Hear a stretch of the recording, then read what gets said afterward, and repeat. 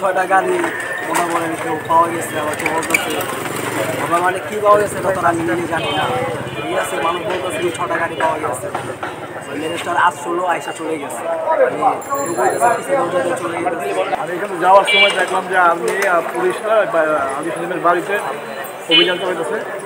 দেখলাম যে আর্মি এবং পুলিশরা সব বাইরে চলে গেল। শুনলাম যে 6টা গাড়ি আছে, এটাই শুনলাম, আর কিছু শুনিনি। এখানে 6টি গাড়ি, বিলাসবহুল 6টি গাড়ি জব্দ করা হয়েছে।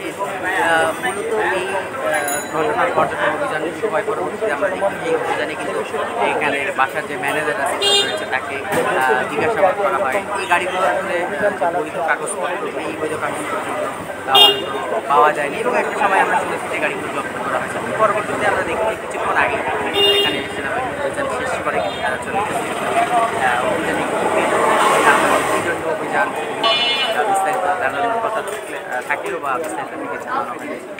আমাদের জাতীয় নির্বাচন যেটি আগামী নির্বাচন আসছে, সেই নির্বাচনকে আসলে বানচাল করার জন্য বাইরে থেকে পরিকল্পনা করা হচ্ছে এবং তারা আসলে বলছেন, তারা বলছেন যে এখান থেকে আওয়ামী লীগের চুক্তি মিছিলের জন্য প্রস্তুতি আসলে নেওয়া অভিযোগ করলে এখানকার সেনাবাহিনী তারা আসলে তুলে ধরছে। এবং এর পাশাপাশি আমরা দেখেছি এখানে সেনাবাহিনী শুধু তারা কিন্তু প্রায় 5 থেকে 6 ঘন্টা তারা এখানে অভিযান চালিয়েছে এবং তারপরে এখানে একজন নির্বাহী ম্যাজিস্ট্রেট আসে এবং আসার পরে তারা ভিতরে প্রবেশ করেন এবং নির্বাহী ম্যাজিস্ট্রেট ভিতরে আসলে প্রবেশ করার পরে আমরা দেখেছি যে তিনি বেশ কিছুক্ষণ ছিলেন, প্রায় আধা ঘন্টার মতো তিনি আসলে ভেতরে ছিলেন এবং তিনি তারপরেই আসলে বেরোতে আসেন। প্রায় 5:30 বাজে তিনি বেরোতে আসার পরে আমরা ভেবেছিলাম হয়তো তিনি গণমাধ্যমের সঙ্গে আসলে কথা বলছেন, তবে গণমাধ্যম কর্মীরা দেখবো বেশ কয়েক ঘন্টা যে এখানে অপেক্ষা করুন, সেই অপেক্ষা আসলে তিনি কথা বলা বলে আসলে বের হয়ে গেছেন। তবে এখন কিন্তু আসলে আমরা নিশ্চিত নই যে 6টি গাড়ির সংখ্যা আসলে এখানে পাওয়া গেছে, সেই 6টি গাড়ি আসলে জব্দ করা হয়েছে কিনা বা আসলে এগুলো পরবর্তী কার্যক্রম আসলে কী হতে পারে।